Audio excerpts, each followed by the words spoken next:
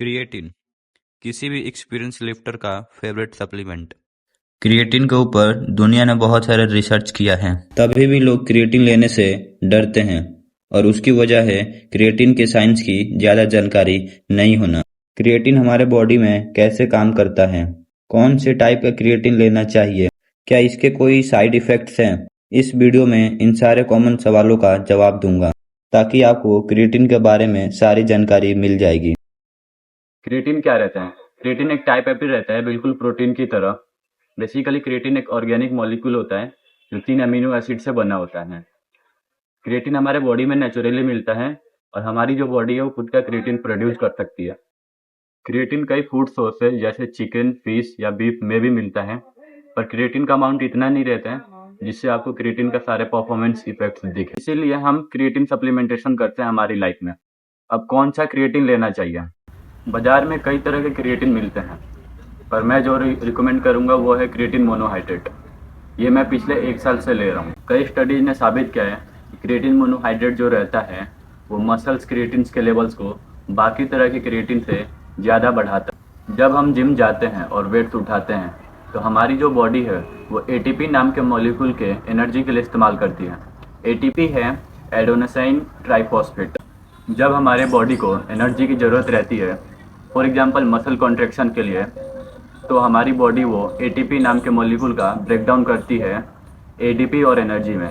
ADP होता है adenosine diphosphate. यही एनर्जी जो रिलीज होती है एटीपी के ब्रेकडाउन में, वही एनर्जी हमारी बॉडी को एक्स्ट्रा रैप के लिए इस्तेमाल करती है।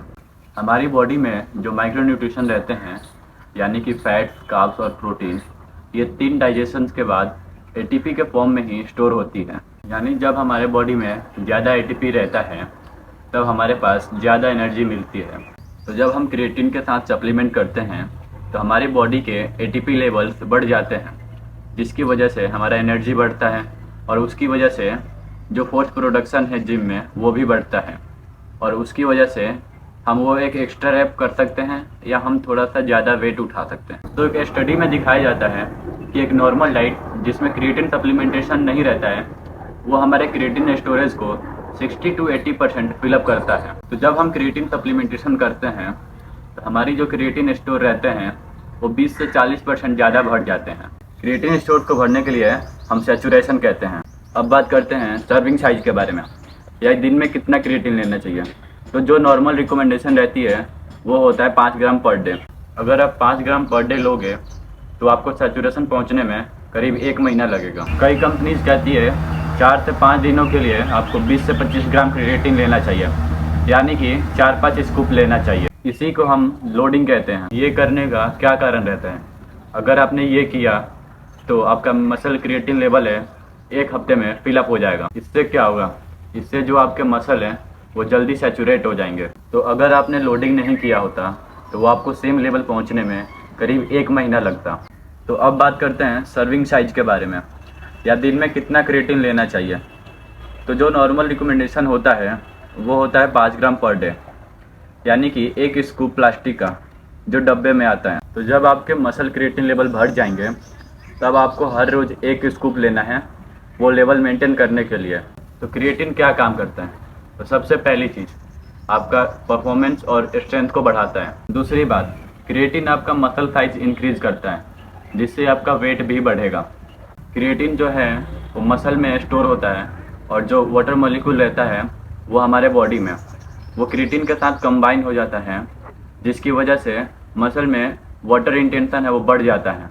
इसलिए आप नोटिस करते होंगे कि आपके मसल ऐसे थोड़े फूलने लगते हैं। आप एक बात ध्यान में रखिए कि क्रिएटिन सप्लीमेंटेशन के बाद आपको विजुअल चेंजेस इतने नज़र नहीं आएंगे, क्योंकि क्रिएटिन जो है वो परफॉर्मेंस बेस्ड सप्लीमेंट है।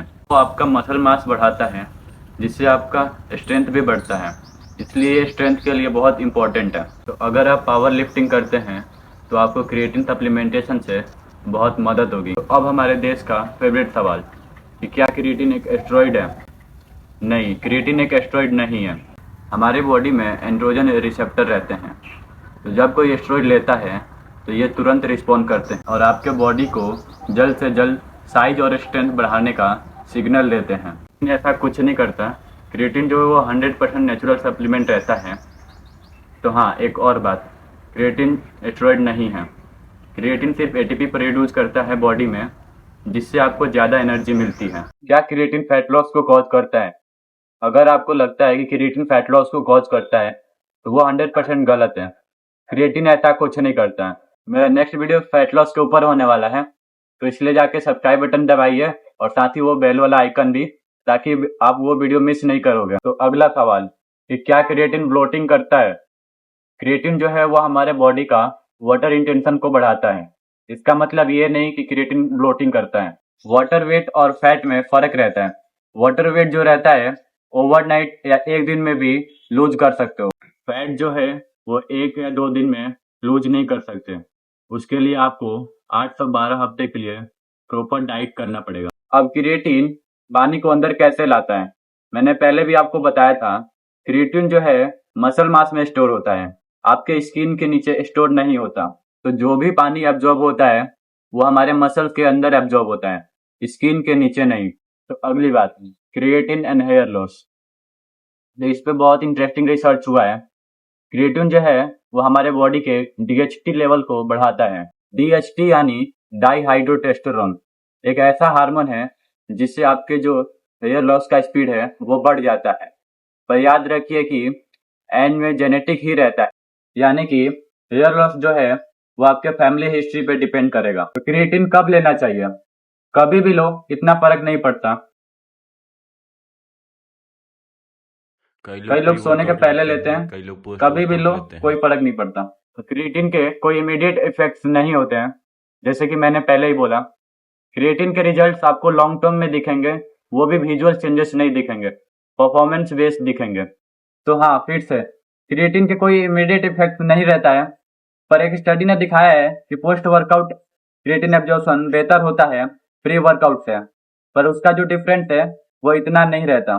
तो बस एक चीज़, क्रिएटिन हर रोज लो, क्योंकि आपका लेवल मेंटेन करने के लिए क्रिएटिन आपको रोज लेना पड़ेगा। कई लोग पूछते हैं कि क्या क्रिएटिन से हमें साइकिल ऑफ करना चाहिए, यानी कि क्या क्रिएटिन हमें थोड़े टाइम ड्यूरेशन के लिए लेना बंद करना चाहिए? तो इसका जवाब है नहीं। तो एक और बार, क्रिएटिन एक एस्टेरॉइड नहीं है।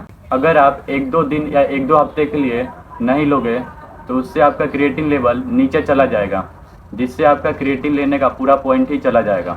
तो इसी के साथ ये वीडियो ख़त्म होता है। तो अगर आपको इस वीडियो से इन्फॉर्मेशन मिली है तो प्लीज़ जाके लाइक बटन दबाइए। तो इसी के साथ सब्सक्राइब बटन भी दबाइए, जिससे आप कोई फ्यूचर वीडियो मिस नहीं करोगे। तो अगर आप मुझे इंस्टाग्राम पे फॉलो नहीं करते तो जाके फॉलो कीजिए, मैं लिंक नीचे डाल दूंगा। अगर आपको कोई फिटनेस रिलेटेड सवाल है तो मुझे मैसेज कीजिए, मैं हमेशा रिप्लाई करता हूँ। Thank you.